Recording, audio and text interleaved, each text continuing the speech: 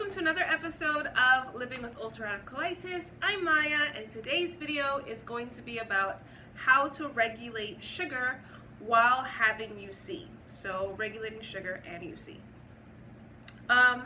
And so this video was inspired by the coming holiday, which is Halloween, and I had some reserves,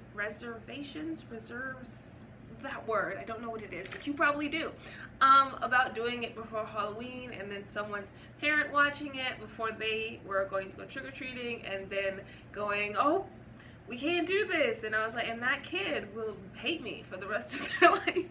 I had a similar video, I think it was last year, on Halloween candy, and I felt just as bad making it when I mentioned that sour candy can cause problems, and then later on, I ate Sour Patch Kids, and my mom was like, why are you eating that after you just said that it can cause problems? So that is not the intention of this video. This video is to help you actually be able to eat sugar and it actually not cause you problems.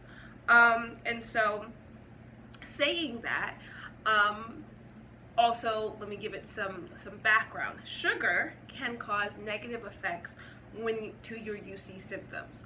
And this is because sugar is a carbohydrate that is usually broken down and used as energy, but sometimes when your energy stores are completely full, it is then converted into fat.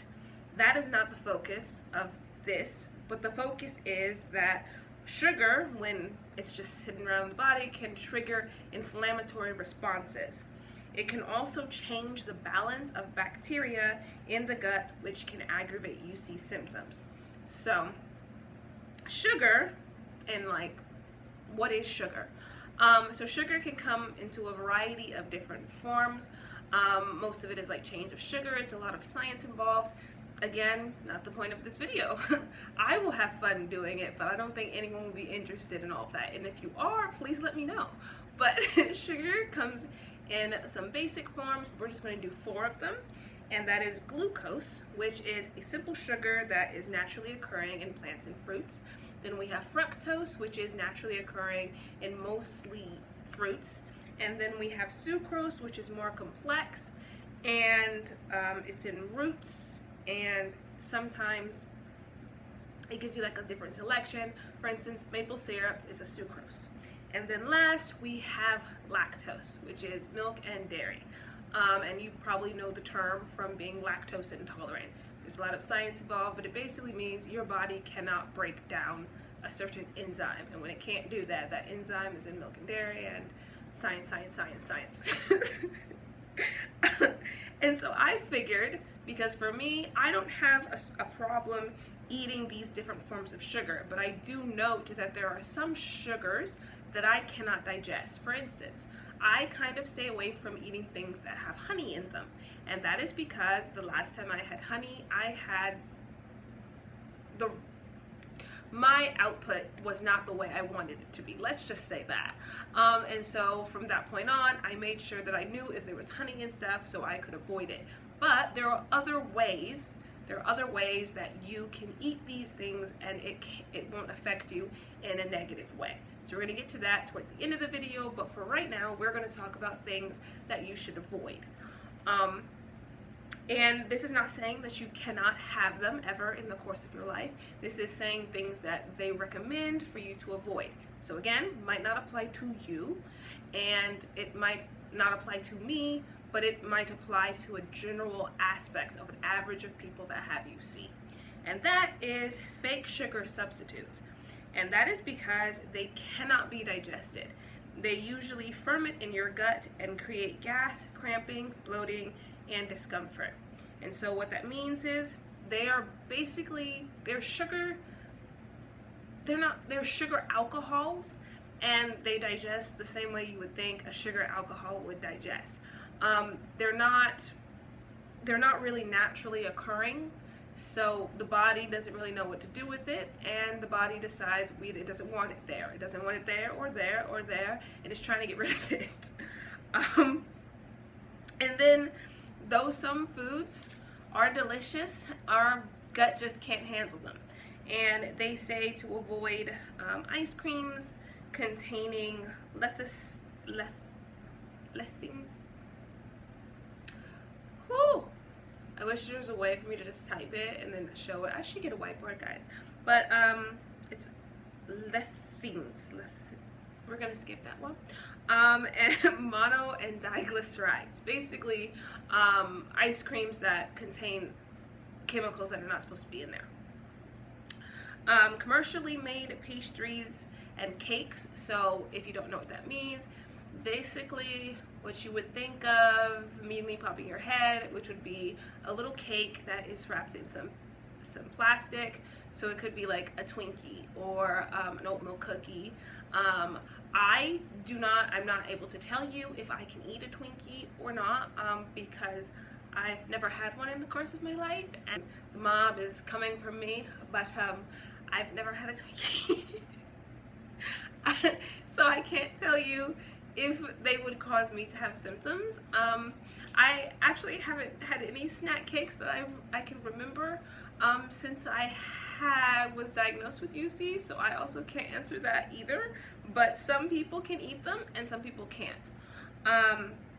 Candy bars are also something that they say should be avoided, and that is because candy bars usually contain a lot of ingredients so that they aren't like hard, so they're not too mushy, so they don't crumple to bits, and it's like a lot of things they put in it to make it preserve, like that preservative.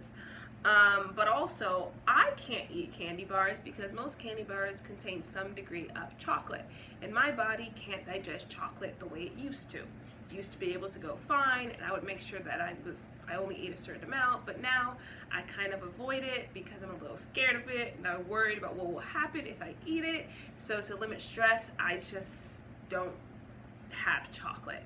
But you might be able to eat chocolate, and you might notice that you can eat these candy bars over here, but you can't eat this one candy bar or that one brand, and that is because it has different things in it, different additives that your body is probably not used to digesting often, and so it kind of stunts the process.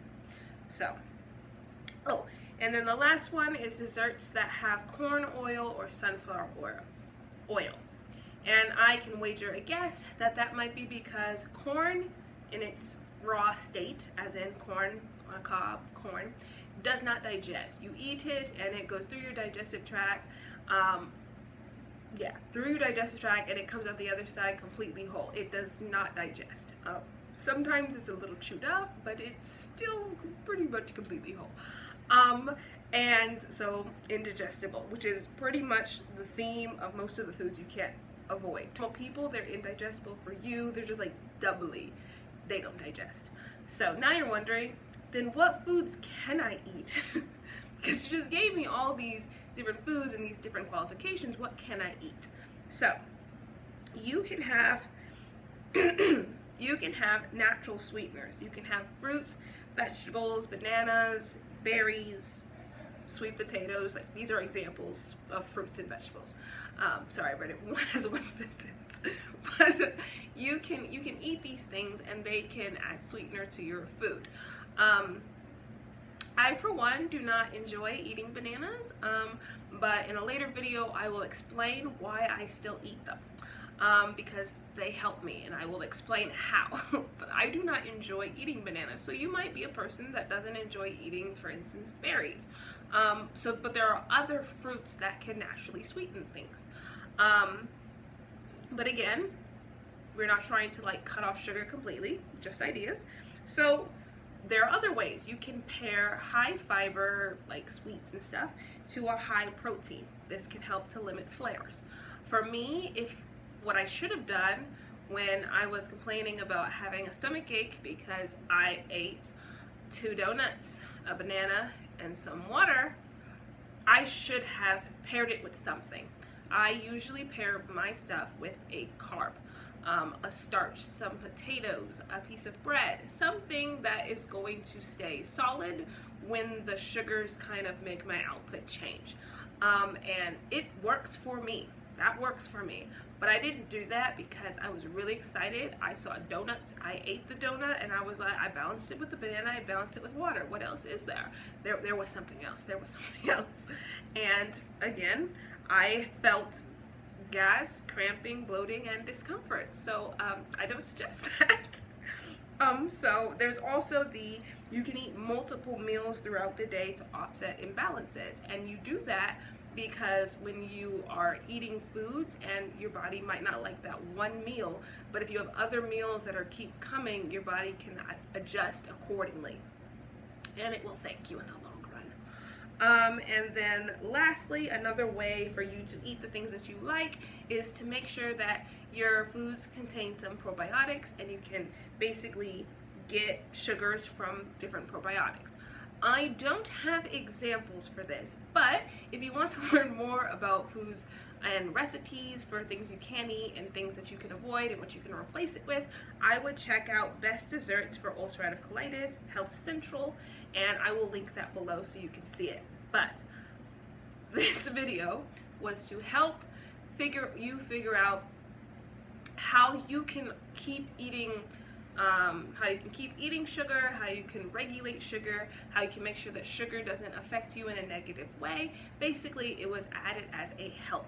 So, as Halloween is coming up, there is one other way that you can limit having a digestion upset. You can also, again, limit the amount of sugar that you eat at one time without actually a meal. So if you know that you're going to eat a lot of candy, I would recommend eating a full meal before you go out and eat all of that candy, or you can eat the candy, then you can eat a meal. But I would not recommend going hours with candy being the only thing you ate, because take my experience, it doesn't go so well. It just doesn't go so well. But I hope this video was helpful. Please like, share, subscribe, and press the bell for notifications. Bye guys!